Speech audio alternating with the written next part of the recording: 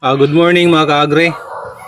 Bale, nandito tayo ngayon mga kaagri. Mayroon lang akong i-share sa inyo yung paano ko ginagawa yung pag ng kukupit sa ginamit natin sa pagmarkot ng papaya mga kaagri. Itong ginagawa ko mga kaagri, pinag-iipon ko tong yan, nagbubunot kasi ako nagbabalat ako ng buko ng nyug or nagbabalat ako ng nyug. Tapos iniipon ko yung mga yung tinatawag niya dito sa Bisaya ay bunot. Dito galing yung ng ko, yung ginamit ko sa pagmarkot or yung kukupit. Sa iba mga kaagri, ginamitan ng to talaga, yung di makina na para liito Ako mano-mano lang talaga, walang gastos to mga kaagri. Kasi wala namang dito Ito lang ang pag ng gawa ng kukupit na walang gastos. Basta i-share ko lang sa inyo itong ginagawa ko kasi dami pa akong gagawin mga kaagri. Itong ginagawa ko, ayan, pinagtiyagaan kong share ko lang sa inyo kung paano ko ginagawa ng ginaganyan kong mga agri.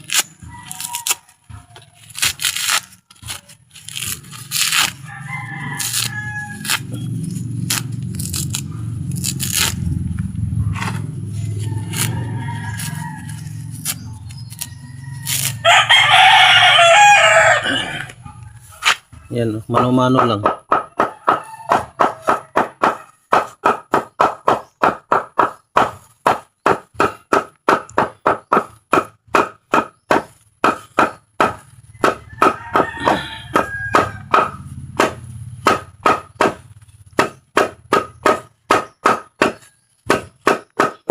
Ito ang gagamitin mga kaagri kapag pag magmarkot ka ng bala kong magmarkot ng papaya Ang dami kong mamarkutin kasi na papaya, kaya ko to, hindi ko na sinusunog to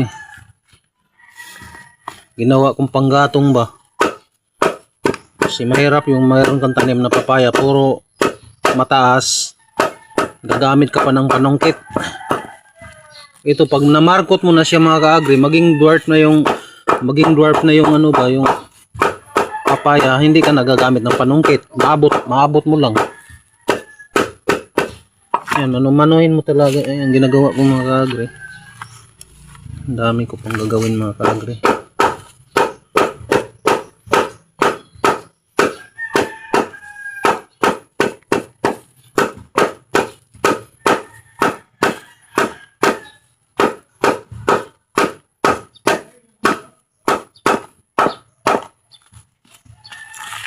Pakita ko sa inyo paano mag-sample lang ako Pwede rin kayo gagawa ng ganito mga kaagri.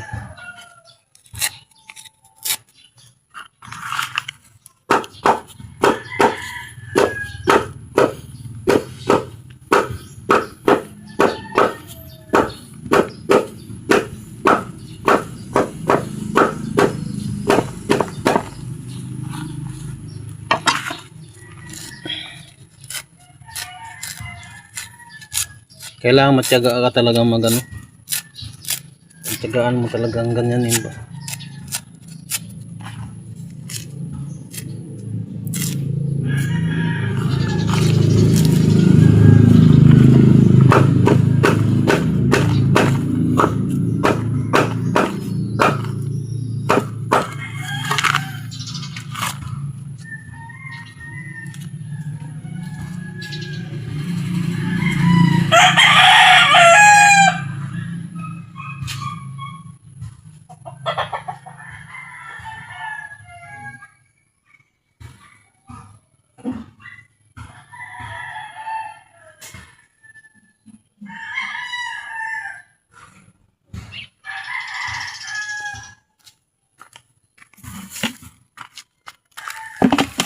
Ito yung mga istakan ko ng ang ginawa ko.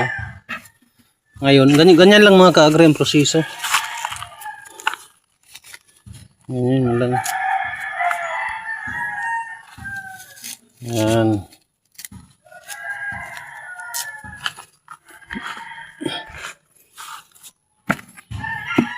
Pag ganyan, oh.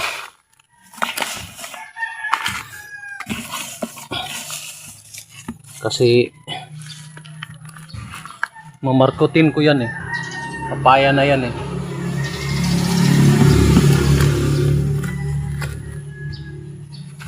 Yan lang napakasimpleng proseso mga ka-agri. Basahin mo lang siya ng tubig.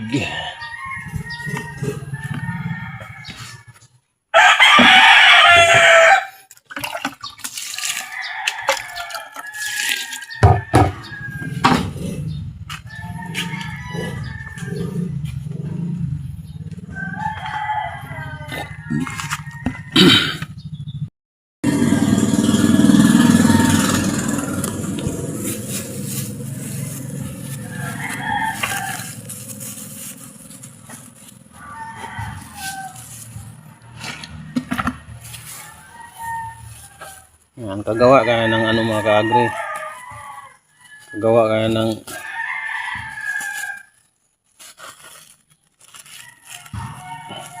maya-maya magmarkot ako mamaya mga ka-agri. Ano? Ganun lang. Ready for ano na to. Pwede ka na magmarkot mga ka-agri ng ano, papaya. Ayan lang po ang ating video ngayon. Marami pong salamat yung panonood. God bless.